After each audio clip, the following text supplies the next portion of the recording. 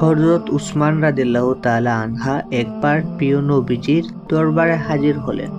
তিনি আরজ করলেন, ইয়া রাসূলাল্লাহ, আপনি আল্লাহর দরবারে ফরিয়াদ করেন, মহান রব যেন আমার সম্পদ কমিয়ে দেন।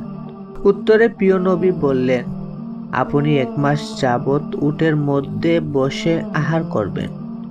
1 মাস পর আবার নবীজির দরবারে উসমান রাদিয়াল্লাহু তাআলা আনহা হাজির হলেন। তিনি বললেন, ইয়া রাসূলাল্লাহ, আপনি কি আমার জন্য দোয়া করেননি?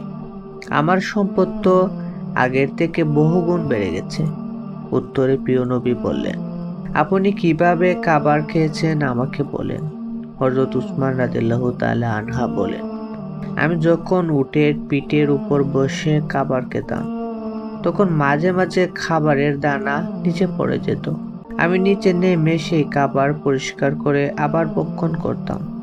উত্তরে নবী বললেন, তুমি খাবার অপচয় রোধ করার ফলে আল্লাহ তোমার উপর এত সন্তুষ্ট হয়েছেন, কিয়ামত পর্যন্ত তোমার সম্পদ বাড়তেই থাকবে।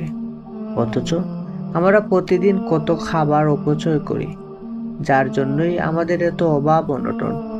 আমরা সবাই খাবার অপচয় রোধ করব, ইনশাআল্লাহ।